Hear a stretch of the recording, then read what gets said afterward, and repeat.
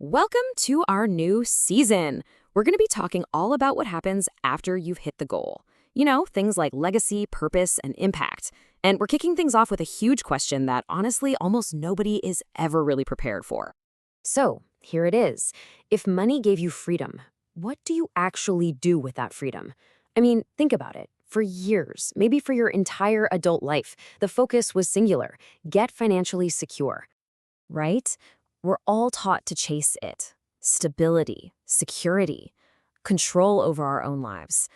We have this belief that if we can just get enough money, everything else will kind of magically fall into place. It's the one big problem we're all trying to solve. But what happens when you actually cross that finish line? When that one huge problem you've been grinding away at for decades is, well, solved. Suddenly you look around and think, so what now? This leads us right into a really fascinating psychological concept called the arrival fallacy. It's this deep-seated illusion that finally achieving a massive goal, like financial independence, is going to bring you this permanent state of happiness. The thing is, our brains are wired for the chase, not for the capture. We're so focused on getting there, we forget to plan for what happens after we win. And this right here, this is the core of it: the huge gap between expectation and reality. We expect this massive rush of euphoria, right? Total relief, constant joy. But what so many people actually feel is quiet. The urgency that drove you every day is just gone. That financial fear that shaped your decisions, gone. And in that quiet space, a new, much tougher question starts to echo. What now? And listen, this feeling is surprisingly common. This quote from a user on the Financial Independence subreddit just nails it perfectly. Research and just tons of personal stories show that this transition can feel incredibly anticlimactic. The goal that gave your life direction and structure is suddenly gone, and that can leave you feeling surprisingly empty. So, what do you do with that emptiness, that quiet space? Well, it often forces this really profound search for a new identity. It's about making a fundamental shift away from the public-facing role you used to have, the CEO, the founder, the top performer, and moving toward a much deeper, more internal sense of who you are. In fact, some really interesting research from INSEAD looked at successful entrepreneurs and found they tend to go down one of three paths. You have the project hoppers, who find new energy by jumping into new business challenges. Then there are the purpose seekers, who cast a really wide net, trying different things to find that next big mission. And then you have the decompressors, people who realize the best thing they can do is just hit pause and reconnect with the simple joys and the people they might have sacrificed time with on the way up.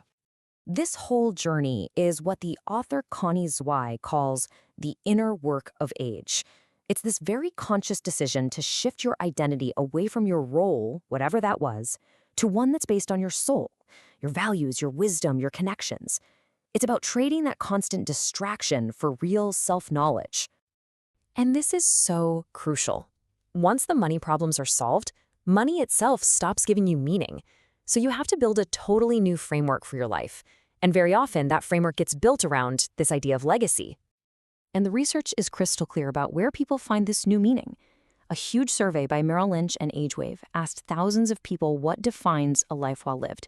The results were just overwhelming. 94% said it's having friends and family who love you. 75% said it's making a positive impact. And just accumulating a ton of wealth, a tiny 10% felt that was the key. This completely reframes how we should think about legacy, doesn't it? It has nothing to do with how much money you leave behind. A true legacy is what continues long after you stop. It's about who is better off simply because you existed. It's about which of your values will outlive you. Money is just the tool you use to build that legacy. It's not the legacy itself. And the good news is there are actual concrete tools you can use to start building this framework, to turn those abstract values into a real, actionable plan. A couple of powerful examples are a family constitution, which basically codifies your family's shared mission, and charitable trusts, which help you structure your giving. For instance, if you look at the research from places like Vanguard, charitable trusts are these incredible strategies that let you align your wealth with your values. A charitable remainder trust, or a CRT, can give you an income stream and a big tax benefit right now. On the other hand, a charitable lead trust, a CLT, can be a super tax-efficient way to transfer wealth to your heirs, all while you're supporting causes you're passionate about. Okay, this brings us to our final and maybe the most important point. We've talked about what to do after you reach the goal, but now let's talk about the highest possible return on investment you can get, one that goes way, way beyond any stock portfolio. We're all familiar with financial compounding, right? How your money can grow exponentially over time. But it turns out the most powerful kind of compounding isn't financial at all. It's the compounding of impact. It's this incredible, unbelievable ripple effect from your actions, your ideas, your mentorship. One single action can go on to touch countless lives. One idea can spark long-term change. One person you mentor can go on to have a lifetime of success, creating their own ripples. This is the kind of impact that grows exponentially long after you've made that first move. And this is not just some feel-good idea either. An analysis in the Harvard Business Review found that companies led by leaders who were truly focused on their long-term legacy actually outperformed their peers by about 30%. Purpose is literally profitable. So ultimately, this is the real takeaway. Money is incredibly powerful, no doubt.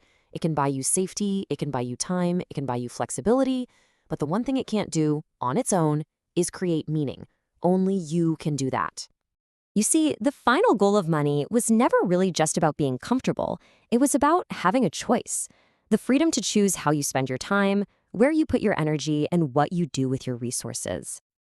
So, the question we want to leave you with is this. Now that you have that freedom, now that money is no longer the main story, what story are you going to write? What will you choose to build?